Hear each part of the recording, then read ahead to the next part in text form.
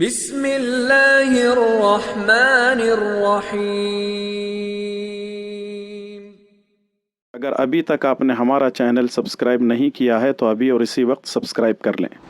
الحمدللہ رب العالمین والصلاة والسلام علی اشرف الانبیاء والمرسلین نبینا محمد وعلی آلہ وصحبہ اجمعین، اما بعد۔ اعوذ باللہ السمیع العلیم من الشیطان الرجیم من حمزہ ونفخہ ونفثہ وَلَئِنْ سَأَلْتَهُمْ مَنْ خَلَقَ السَّمَاوَاتِ وَالْأَرْضَ وَسَخَّرَ الشَّمْسَ وَالْقَمَرَ لَيَقُولُنَّ اللَّهُ فَأَنَّىٰ يُؤْفَكُونَ۔ رب اشرح لي صدري ويسر لي أمري واحلل عقدة من لساني يفقهوا قولي۔ اللهم انفعني بما علمتني وعلمني ما ينفعني وزدني علما۔ حاضرین محترم، کل کے درس میں آپ کی خدمت میں خالق کون ہے، پیدا کرنے والا کون ہے، اس نے انسانوں کو کن مراحل کے ساتھ پیدا کیا، انسانوں کو کن کن اندازوں سے پیدا کیا، اور پھر انسانوں کو اولاد کس انداز سے دیتا ہے، اور بھی تخلیق کے مراحل کو گزشتہ درس میں آپ کی خدمت میں پیش کیا جا چکا ہے۔ بات کو آگے بڑھانے سے پہلے اگر میں آپ سے یہ سوال کروں، انسانوں کو پیدا کرنا مشکل ہے یا زمین اور آسمانوں کو پیدا کرنا مشکل ہے، تو آپ کیا جواب دیں گے؟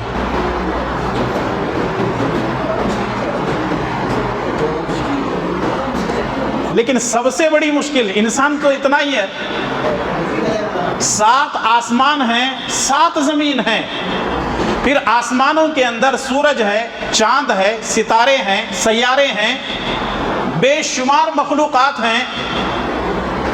انسانوں کو پیدا کرنا اتنا مشکل نہیں ہے جتنا زمین اور آسمانوں کو پیدا کرنا مشکل ہے۔ یہ میں نہیں کہہ رہا ہوں، آئیے قرآن کریم کی آیت پیش کر دیتا ہوں۔ اللہ تبارک و تعالیٰ نے فرمایا سورہ مومن کے آیت نمبر 57، لَخَلْقُ السَّمَاوَاتِ وَالْأَرْضِ أَكْبَرُ مِنْ خَلْقِ النَّاسِ وَلَكِنَّ أَكْثَرَ النَّاسِ لَا يَعْلَمُونَ۔ لوگوں کو پیدا کرنے سے زیادہ جو سب سے بڑی چیز ہے وہ ہے زمین اور آسمانوں کو پیدا کرنا، یعنی انسانوں کو پیدا کرنا اتنا بڑا مشکل کام نہیں ہے جتنا مشکل کام زمین اور آسمانوں کو پیدا کرنا ہے۔ وَلَكِنَّ أَكْثَرَ النَّاسِ لَا يَعْلَمُونَ۔ اب اللہ آگے فرماتا ہے بہت سارے لوگ اس چیز کو جانتے نہیں ہیں۔ اور یہاں ایک چیز آپ کو یہ بھی معلوم ہونا چاہیے کہ جس طرح آسمان ہے اور آسمان 7 ہیں، اسی طریقے سے زمین، یہ زمین بھی 7 ہیں۔ اس کے لیے دلیل یہ ہے، ایک تو قرآن کریم کے اندر بھی موجود ہے، اور دوسرے رسول اللہ صلی اللہ علیہ وسلم فرماتے ہیں کہ جو لوگ اپنے مالوں کی زکوٰۃ نہیں دیتے ہیں تو اللہ تبارک و تعالی اس کے مال کو 7 زمینوں کا طوق بنا کر اس کے گلے میں ڈال دے گا۔ تو معلوم کیا ہوا، آسمان 7 ہیں تو زمین 7 ہیں، اور انسانوں کو پیدا کرنے سے بہت زیادہ مشکل کام اگر کوئی ہے تو وہ زمین اور آسمانوں کو پیدا کرنا ہے، اور اللہ تبارک و تعالیٰ کے لیے یہ کام کوئی مشکل نہیں ہے۔ اور اللہ تبارک و تعالیٰ جب کسی کام کے کرنے کا ارادہ کرتا ہے تو کہتا ہے کن ہو جا فیکون، تو وہ چیز ہو جاتی ہے۔ تو معلوم کیا ہوا کہ خالق اللہ تبارک و تعالیٰ ہے، چاہے وہ ہمارا خالق ہو، زمین آسمانوں کا خالق ہو، چاہے سورج چاند ستاروں کا خالق ہو، درندوں کا، چرندوں کا، نباتات کا، جمادات کا، سمندروں کا، پہاڑوں کا، درختوں کا، یعنی ہر ذرے کا اگر کوئی خالق ہے، اگر کوئی پیدا کرنے والا ہے، اگر کوئی کریٹر ہے، تو وہ صرف اور صرف اللہ تبارک و تعالیٰ ہے۔ اور اللہ تبارک و تعالیٰ نے اس کائنات کو پیدا کرنے میں ذرہ برابر بھی کسی کو بھی اپنی ذات کے اندر، اپنے کام کے اندر شریک نہیں کیا ہے۔ جب اللہ تبارک و تعالیٰ نے زمین اور آسمان کو اور کل کائنات کو پیدا کرنے میں کسی سے مدد نہیں لی ہے، کوئی رب کا پارٹنر نہیں ہے، تو پھر چھوٹے موٹے کاموں کے اندر لوگ جو پارٹنر بنا کر کے گھوم رہے ہیں، اللہ تبارک و تعالیٰ کو یہ کام ہرگز ہرگز پسند نہیں ہے۔ یہ چیز ہے توحید، اس کو سمجھیے۔ جب زمین اور آسمان پیدا ہوئے تھے تو انسان دنیا میں آئے ہی نہیں تھے، تو اس وقت اللہ تبارک و تعالیٰ نے بلا شرکت غیر، کسی کو شریک کیے بغیر جب زمین آسمان اور کو کل کائنات کو پیدا کر سکتا ہے، تو اب اولاد کی ضرورت ہے تو فلاں کے پاس جاؤ، دولت کی ضرورت ہے تو فلاں کے پاس جاؤ، کاروبار میں کمی بیشی ہو رہی تو فلاں کے پاس جاؤ، ان کے ذریعے سے ان کے ذریعے سے وہ اگر ساتھ میں مل جاتے ہیں، ان کے جو ہے طفیل سے سارے کام ہوتے ہیں۔ یہ ساری چیزیں غلط ہیں، کسی بھی حالت میں یہ اللہ تبارک و تعالیٰ کو پسند نہیں ہے۔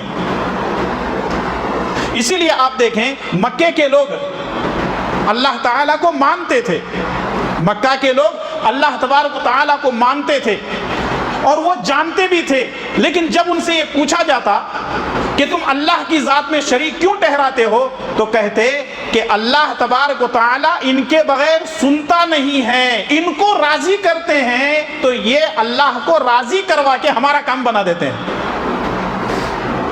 جس طریقے سے مکہ کے مشرکین کا عقیدہ تھا، وہی عقیدہ آج کے کلمہ گو مسلمان بھائیوں کا ہے، اور یہ عقیدے کی خرابی ہے۔ آج مسلمانوں کو قرآن سے دور رکھا جا رہا ہے، مسلمانوں کو اللہ کی کتاب سے دور رکھا جا رہا ہے، مسلمانوں کو رسول اللہ صلی اللہ علیہ وسلم کی سنتوں سے دور رکھا جا رہا ہے، اللہ کی کتابوں سے دور رکھا جا رہا ہے، علماء کی کتابوں سے قریب کیا جا رہا ہے، رسول کی سنتوں سے دور رکھا جا رہا ہے، تو ائمہ کرام کے اقوال سے قریب کیا جا رہا ہے۔ یہ تباہی اور بربادی نہیں ہے تو اور کیا ہے؟ اس لیے ہر مسلمان کو سوچنا چاہیے کہ ہم نے کلمہ لا الہ الا اللہ محمد الرسول اللہ پڑھا ہے کہ ہم اللہ کی ذات میں کسی کو شریک نہیں مانتے، رسول اللہ صلی اللہ علیہ وسلم کی نبوت اور رسالت میں کسی امام کو ہم دینا ہی نہیں چاہتے، کیونکہ توحید یہ اللہ کا حق ہے اور اس یہ رسالت محمد الرسول اللہ صلی اللہ علیہ وسلم کا حق ہے۔ تو جب انسانوں کو پیدا کرنا اتنا آسان ہے تو سب سے بڑا مشکل کام زمین اور آسمانوں کو ہے پیدا کرنا ہے۔ اللہ تبارک و تعالیٰ کو مکہ والے مانتے تھے، اس کے باوجود بھی یہ جہنمی کیوں ہوئے؟ جب آپ قرآن کریم کی آیتیں پڑھتے ہیں اور احادیث کا مطالعہ کرتے ہیں تو ہمیں معلوم ہوتا ہے کہ مکے کے اکثر و بیشتر لوگ جہنمی ہیں۔ یہ اور بات ہے کہ رسول اللہ صلی اللہ علیہ وسلم کے آنے کے بعد بہت سارے لوگوں نے اسلام کو قبول کیا، لیکن نبی صلی اللہ علیہ وسلم کے جو ہے نبوت اور رسالت لے کر آنے سے پہلے مکے میں جتنے لوگ تھے سارے کے سارے مشرکین تھے، وہ مر گئے، غیر اللہ کو پوچھتے پوچھتے 360 بتوں کو پوچھتے پوچھتے مر گئے۔ حج وہ لوگ کیا کرتے تھے، عمرے وہ لوگ کیا کرتے تھے، جانور وہ لوگ ذبح کیا کرتے تھے، حاجیوں کو پانی پلایا کرتے تھے اور بہت سارے نیک کام کیا کرتے تھے، لیکن ان کی کوئی نیکی ان کے کام نہیں آئے گی، وہ جہنم میں جائیں گے۔ وجہ یہ ہے کہ وہ اللہ کو مانتے تو تھے لیکن اللہ کی ذات میں شریک ٹھہراتے تھے، خالق اللہ کو مانتے تھے لیکن اللہ کی ذات میں اپنے بتوں کو شریک ٹھہراتے تھے۔ اسی لیے اللہ تبارک و تعالیٰ نے سورہ فرقان کی آیت نمبر 3 کے اندر ارشاد فرمایا وَاتَّخَذُوا مِن دُونِهِ آلِهَةً لَا يَخْلُقُونَ شَيْئًا وَهُمْ يُخْلَقُونَ۔ ذرا اس آیت پر غور کریں۔ وَاتَّخَذُوا مِن دُونِهِ أَوْلِيَاءَ، انہوں نے اللہ کو چھوڑ کر، انہوں نے اللہ تبارک و تعالیٰ کو چھوڑ کر دوسروں کو اپنا خدا بنا لیا۔ لا يخلقون شيئا وهم يخلقون، وہ کسی چیز کو پیدا نہیں کر سکتے کیونکہ وہ پیدا کیے گئے ہیں۔ اس کا مطلب کیا ہے؟ اس کا مطلب یہ ہے کہ جو پیدا کیے گئے ہیں وہ کسی چیز کو پیدا نہیں کر سکتے، جو کسی چیز کو پیدا نہیں کر سکتے وہ عبادت کے لائق بھی نہیں ہو سکتے۔ یہ سمجھنے والی چیز ہے اور بالکل واضح آیتیں ہیں قرآن کریم کی، یہی توحید ہے۔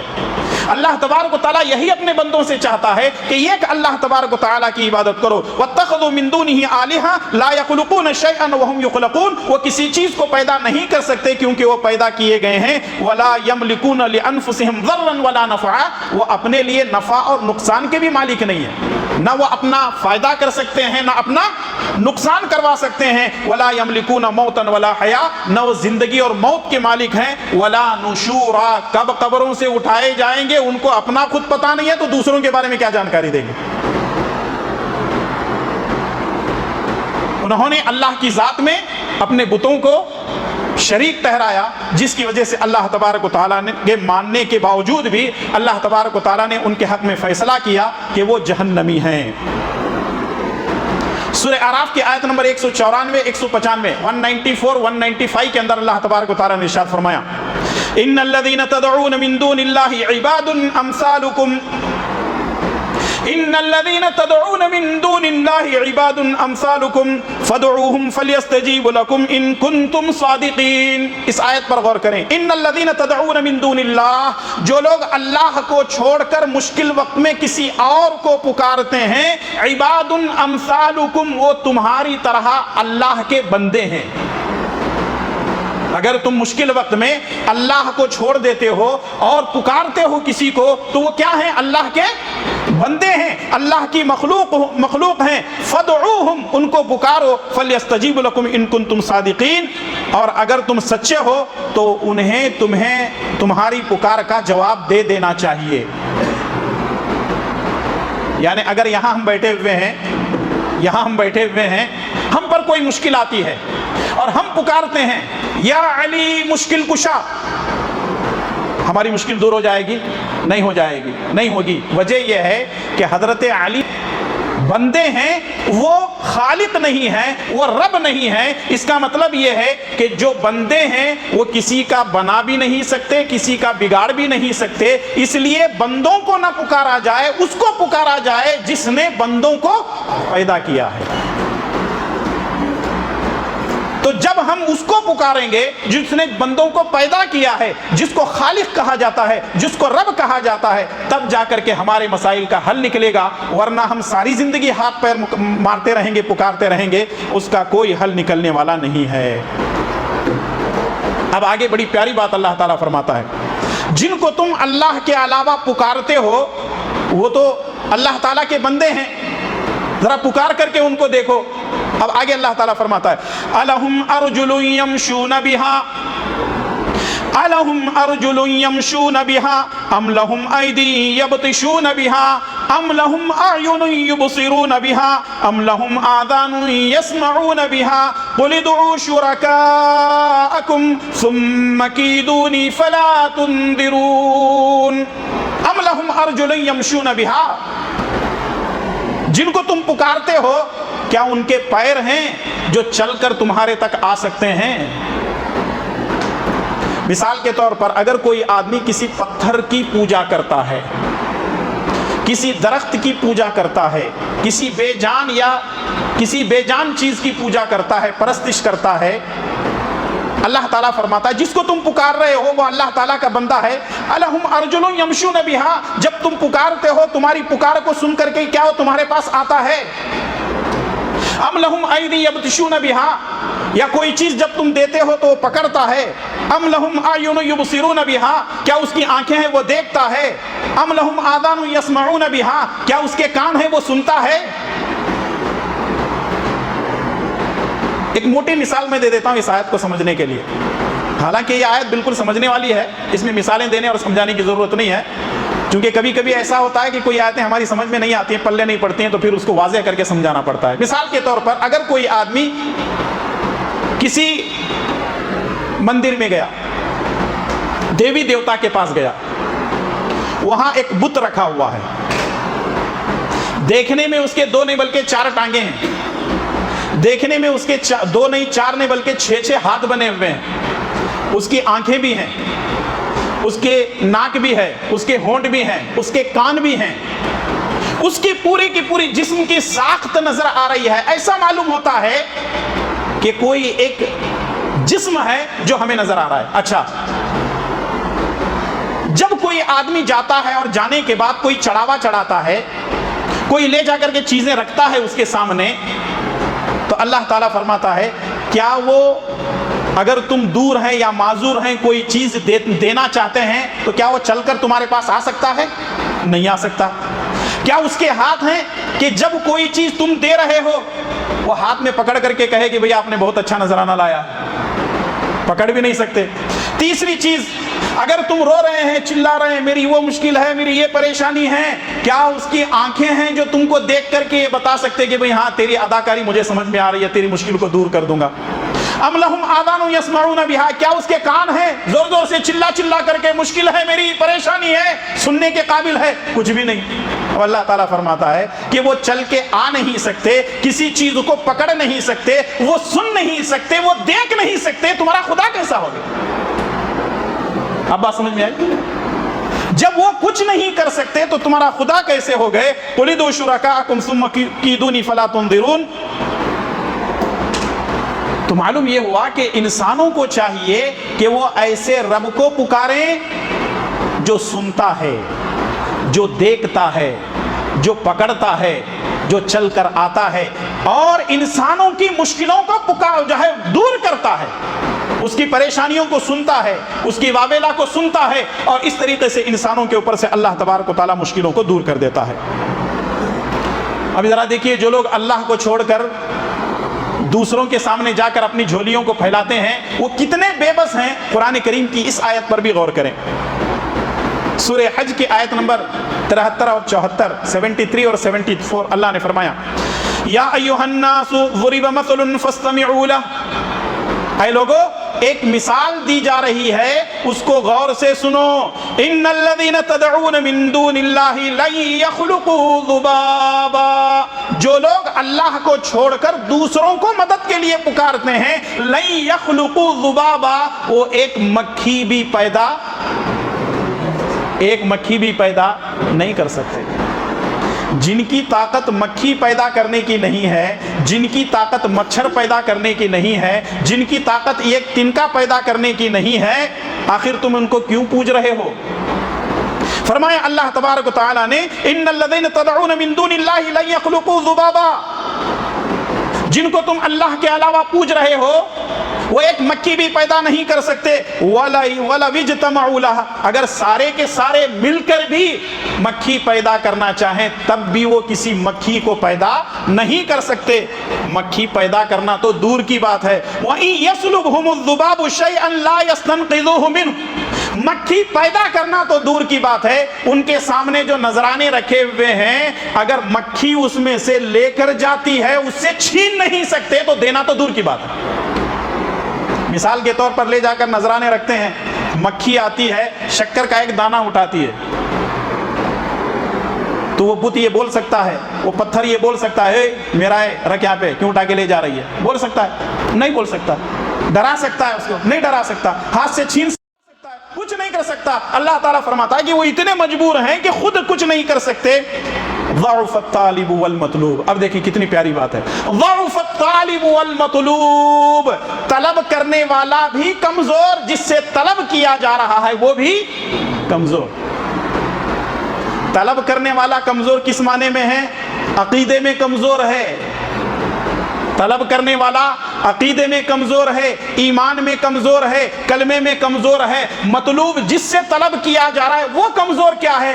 وہ خود ایک کمزور ہے، پتھر ہے، تو وہ دوسروں کی مشکلوں کو مصیبتوں کو کیسے دور کرے گا؟ ضعف الطالب والمطلوب، طلب کرنے والا بھی کمزور اور جس سے طلب کیا جا رہا ہے وہ بھی کمزور۔ ما قدر اللہ حق قدری، جس طرح اللہ کی ہمیں قدر کرنی چاہیے تھے ہم نے اللہ کی قدر نہیں کی، جس طریقے سے اللہ کی قدر کرنی چاہیے تھے ہم نے اللہ کی قدر نہیں کی۔ ان اللہ لقوی عزیز، بے شک اللہ تبارک و تعالی لقوی، طاقت والا ہے، عزیز اور زبردست ہے۔ اس کے مقابلے میں کوئی آ سکتا ہے؟ کوئی نہیں آ سکتا۔ نمرود آیا، فرعون آیا، شداد آیا، حامان آیا، ابو جہل آیا، بڑے بڑے آئے دنیا کے اندر، اللہ تبارک و تعالیٰ نے سب کو ہلاک و برباد کر دیا، کیونکہ وہ اللہ کے مقابلے میں اپنے آپ کو خدا کہا کرتے تھے اور اپنے آپ کو کہتے تھے کہ ہم جو کچھ ہیں وہ ہیں، ہمارے سامنے کوئی نہیں ہے۔ اللہ تبارک و تعالیٰ نے ایسے لوگوں کو ہلاک و برباد کر دیا۔ آئیے قرآن کریم کا آخری مقام پیش کرتے ہوئے اپنی بات کو میں ختم کر دیتا ہوں، اور اس آیت پر بھی غور کرنا کیونکہ بڑی پیاری آیت ہے۔ سورہ اعراف کی آیت نمبر 179 میں اللہ تبارک و تعالیٰ نے ارشاد فرمایا وَلَقَدْ ذَرَأْنَا لِجَهَنَّمَ كَثِيرًا مِنَ الْجِنِّ وَالْإِنسِ لَهُمْ قُلُوبٌ لَا يَفْقَهُونَ بِهَا وَلَهُمْ أَعْيُنٌ لَا يُبْصِرُونَ بِهَا لهم قلوب لا يفقهون بها ولهم أعين لا يبصرون بها ولهم آذان لا يسمعون بها أولئك كالأنعام بل هم أضل أولئك هم الغافلون. جو لوگ حق کو سننا نہیں چاہتے ہیں، جو لوگ حق کو سمجھنا نہیں چاہتے ہیں، جو لوگ توحید پر عمل کرنا نہیں چاہتے ہیں، جو لوگ شرک و بدعات سے بچنا نہیں چاہتے ہیں، اللہ تبارک و تعالیٰ نے فرمایا وَلَقَدْ ذَرَأْنَا لِجَهَنَّمَ كَثِيرًا مِنَ الْجِنِّ وَالْإِنسِ، ہم ایسے لوگوں سے، ایسے انسانوں اور جنات سے جہنم کو بھر دیں گے. اس کا مطلب یہ ہے کہ جو لوگ حق کو نہیں سمجھتے ہیں، توحید پر نہیں آتے ہیں، شرک و بدعات سے نہیں بچتے ہیں، ایسے انسان اور جنات کو کہاں داخل کیا جائے گا؟ جہنم میں داخل کیا جائے گا. وہ لوگ کیسے ہوں گے؟ لہم قلوب لا یفقہون بہا، ان کے دل تو ہیں لیکن سمجھنے کے لیے تیار نہیں ہیں. دل ہیں لیکن سمجھنے کے لیے تیار نہیں ہیں. وَلَهُمْ أَعْيُنٌ لَا يُبْصِرُونَ بِهَا، ان کی آنکھیں تو ہیں لیکن دیکھنے کو تیار نہیں ہیں. وَلَهُمْ آذَانٌ لَا يَسْمَعُونَ بِهَا، ان کے کان تو ہیں لیکن سننے کو بھی تیار نہیں ہیں. أُولَئِكَ كَالْأَنْعَامِ، ایسے لوگ جانور ہیں. ایسے لوگ کیا ہیں؟ جانور ہیں. اب اس سے بڑی بات دیکھیں قرآن کیا کہتا ہے. جو لوگ حق کو قبول نہیں کرتے، جو توحید کو قبول نہیں کرتے، وہ لوگ جانور ہیں. اولئک کالانعام بل هم اضل، یہ جانور نہیں ہیں، جانور سے بھی بدتر ہیں. اس کا مطلب یہ ہے کہ توحید پرست ہی انسان ہے اور صحیح انسانیت اس کے پاس ہے. مشرک ایک نمبر کا جانور ہے، کیونکہ وہ کسی چیز کو نہیں سمجھتا. جو اللہ کو نہیں سمجھتا وہ اور کس چیز کو سمجھے گا؟ جو اللہ کا حق ادا نہیں کرتا وہ کس کا حق ادا کرے گا؟ جو اللہ کا حق ادا نہیں کرتا وہ کیا پیارے نبی صلی اللہ علیہ وسلم کا حق ادا کرے گا؟ اولئک کالانعام، یہ لوگ جانور ہیں. بل ہم اضل، اس سے بھی گئے گزرے ہیں. اولئک هم الغافلون، اصل میں یہی لوگ غافل ہیں. تو میرے بھائی اور دوستو، جانور سے بدتر ہم کو بننا نہیں ہے بلکہ توحید کو قبول کرنا ہے. اور یاد رکھیے، اگر کسی آدمی کے پاس دولت نہیں ہے، روپیہ پیسہ نہیں ہے، بنگلہ نہیں ہے، اس کے پاس کوئی چیز نہیں ہے، لیکن وہ اگر توحید پرست ہے تو وہ دنیا کا سب سے بڑا مالدار ہے. ایک آدمی کے پاس دنیا کی ساری چیزیں ہیں، دھن دولت سب کچھ ہے، لیکن توحید نہیں ہے، وہ دنیا کا ایک نمبر کا قلاش اور بھکاری ہے. جس نے رب کو پہچانا اس نے سب پہچان لیا، جس نے رب کو نہیں پہچانا اس نے کچھ نہیں پہچانا. اس لیے اپنے رب کو پہچانو، اپنے خالق کو پہچانو، اسی کی عبادت کرو، توحید کی طرف آؤ. اور اللہ تبارک و تعالی ہم سے یہی چاہتا ہے. اللہ سے دعا ہے کہ رب العالمین مجھے اور آپ تمام کو توحید پر اپنی زندگی گزارنے اور شرک و بدعات سے بچنے کی توفیق عطا فرمائے. اے اللہ ہمارے گناہوں کو معاف فرما، تیرے احکامات پر عمل کرنے کی توفیق عطا فرما. اے اللہ ہمارے پچھلے سارے گناہوں کو معاف فرما، شرک و بدعات سے ہمیں مکمل طور پر توبہ کرنے کی توفیق عطا فرما. جب تک ہمیں زندہ رکھ، اسلام پر زندہ رکھ اور خاتمہ بالخیر فرما. وصلی اللہ علی نبینا محمد وعلی آلہ وصحبہ اجمعین. السلام علیکم ورحمۃ اللہ وبرکاتہ.